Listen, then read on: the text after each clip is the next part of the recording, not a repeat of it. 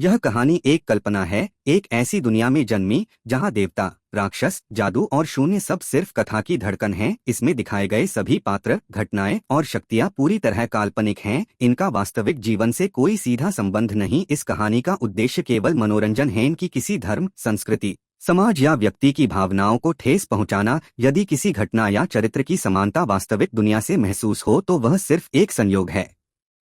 कृपया इस कहानी को एक काल्पनिक ब्रह्मांड की यात्रा की तरह सुनें और वास्तविक जीवन में किसी भी जादू, शक्ति या हिंसा को अनुकरण करने का प्रयास न करें। अब आराम से बैठिए, सांसों को शांत कीजिए और चलिए प्रवेश करते हैं इस रहस्यमयी कथा में जहां अग्नि, छाया और शून्य एक नई नीति लिखने वाले हैं। अध्याय 29। शैवल की दृष्टि जागृत। अंधेरी आंखें खुलती नहीं। संसार उनका दिया जलाता है। दानव लोक में संधि पूरी हो चुकी थी, पर हवा में अभी भी दुश्मन की गंध थी, मानो कोई अदृश्य शिकारी दूर से उन्हें घूर रहा हो। व्राजक, जो अभी अभी घुटनों पर था, अब खड़ा हुआ, सीना आकाश जितना चौड़ा, पर उसकी आवाज पहली बार धीमी। अश्वीर, रक्त दिया नहीं, पर रक्त को दिशा दी। हमें यही चाहिए था। अश्वीर ने गहरी सांस ली। हवा सूंघकर भीतर गई और दिल में कहीं पुरानी राख गर्म हुई। मीरा उसकी ओर देखती रही। उसने धीरे से कहा, तुमने अपने अतीत को स्वीकार किया। तुम बढ़े हो, आरव। उसकी आवाज कांपी नहीं, लेकिन आंखें नाम थीं। अश्वीर बस बोला, बढ़ा नहीं, जागा हूं। और तभी आकाश में हल्का कंपन उठा, जैसे किसी विशाल काले पर्दे पर अदृश्य उंगली फिर गई हो। कर्क, कर्क। आर्या की तलवार ने घर्र घर्र स्वर में चेतावनी दी। यह आवाज लोक विच्छेद की है। शैवल देख रहा है। व्राजक का चेहरा कठोर हुआ। उसने दो दानवों को संकेत किया। वे घुटनों पर गिरे, भूमि को छुआ और जमीन से धुएं का रक्त मानचित्र उभरा। उस मानचित्र पर एक स्थान हल्का काला चमका। मीरा ने दुख से फुसफुसाया, यह देवलोक है? आर्या, नहीं, देवलोक तो ढह चुका। उंगली आगे बढ़ी, यह शैवल का अधोलोक है। अश्वीर ने बिना झिझक पूछा, कितनी दूरी? व्राजक, दूरी नहीं, निर्णय। अश्वीर, तो निर्णय बताओ। व्राजक, तुम अगर शैवल तक जाना चाहो तो तुम्हें 3 द्वार पार करने होंगे। 3 द्वार। 1, अंध ज्ञान द्वार, जहां सत्य के बदले स्मृतियां ली जाती हैं। 2, रक्त न्याय द्वार, जहां जीवन मृत्यु से कर मांगे।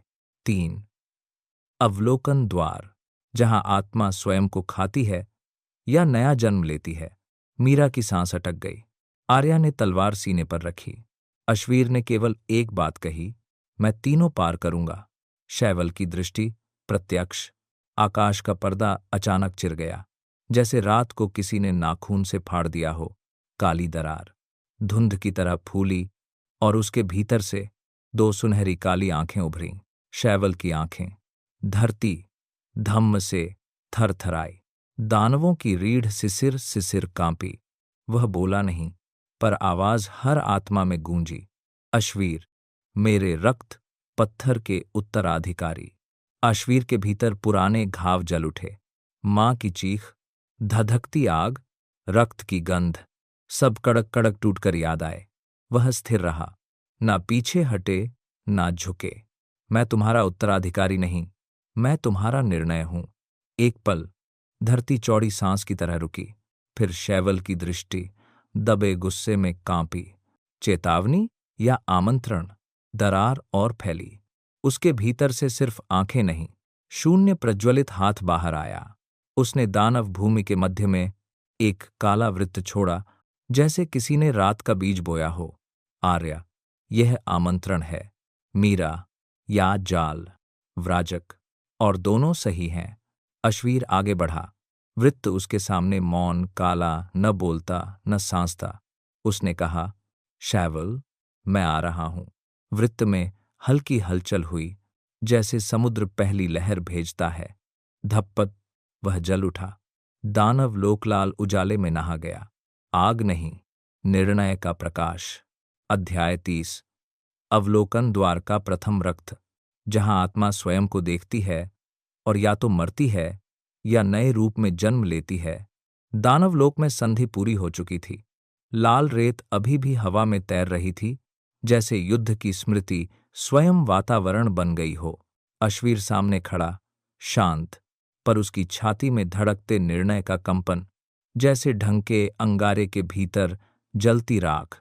अश्वीर की हथेली पर वह काला वृत्त अब भी गर्म था, मानो किसी मृत सूर्य का अवशेष। चारों ओर दानव योद्धा भ्रकुटी ताने खड़े, उनकी सांसें खर्र खर्र, मानो जानवर जंजीर तानकर खड़े हों। मीरा चुप, आर्या तलवार पर उंगली फेरती, धार सूनी का हल्की गूंज देती। देवलोक की ज्वाला उसकी नब्ज का। व्राजक अपने विशाल हाथों से भूमि पर प्रहार कर धड़ान धड़ान धरती को स्थिर कर रहा था। अंततः अश्वीर ने कहा, द्वार खोले जाएं।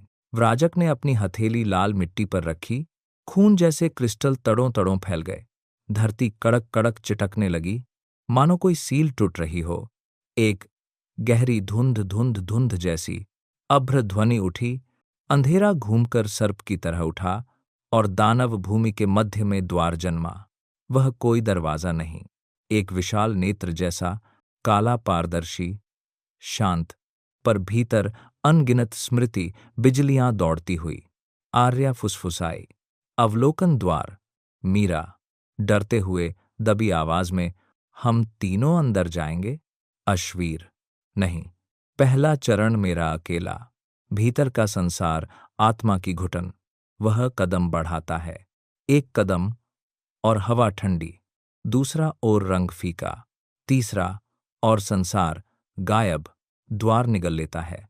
आवाजें सिसिर सिसिर, जैसे पत्ते टूटते हों, और फिर पूर्ण मौन।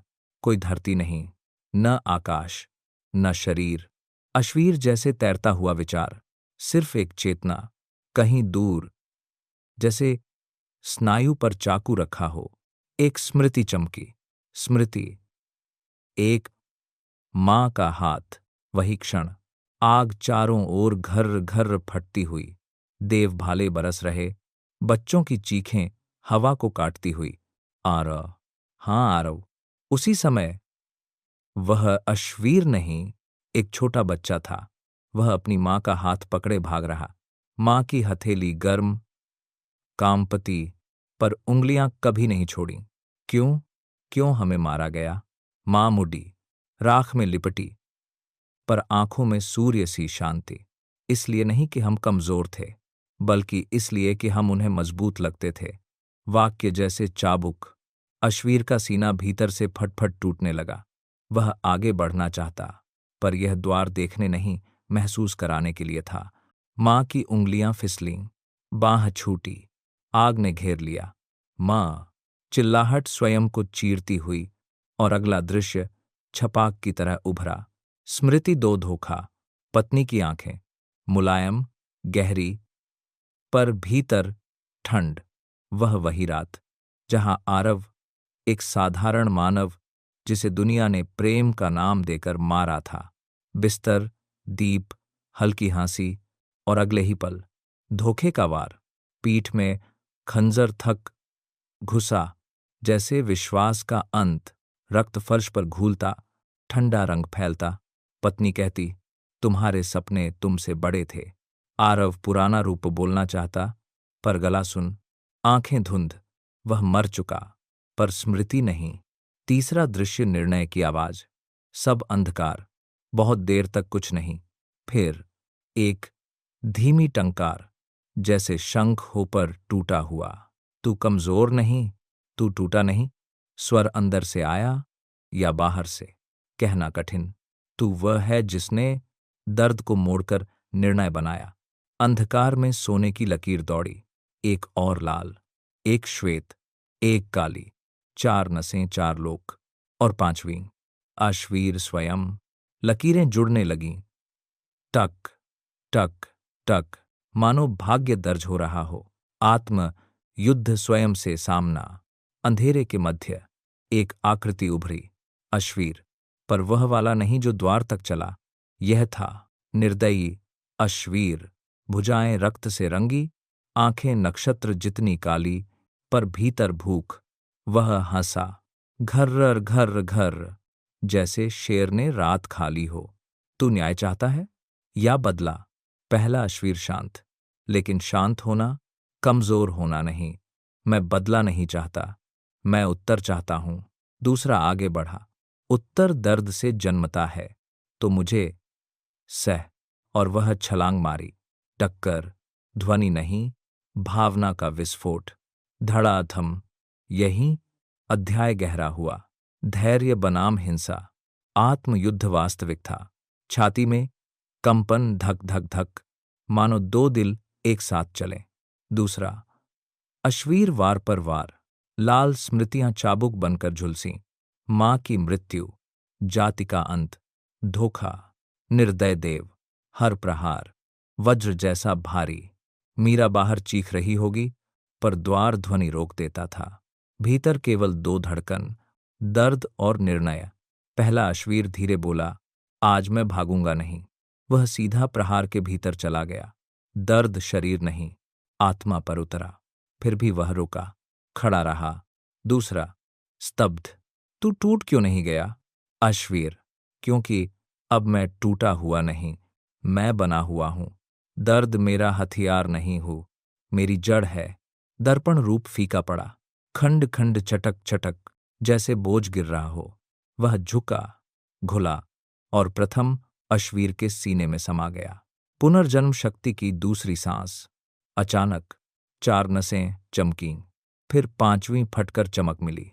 देव रेखा प्रकाश, शून्य रेखा गहराई, दानव रेखा क्रोध, मनुष्य रेखा प्रेम, और पांचवीं निर्णय अश्वीर।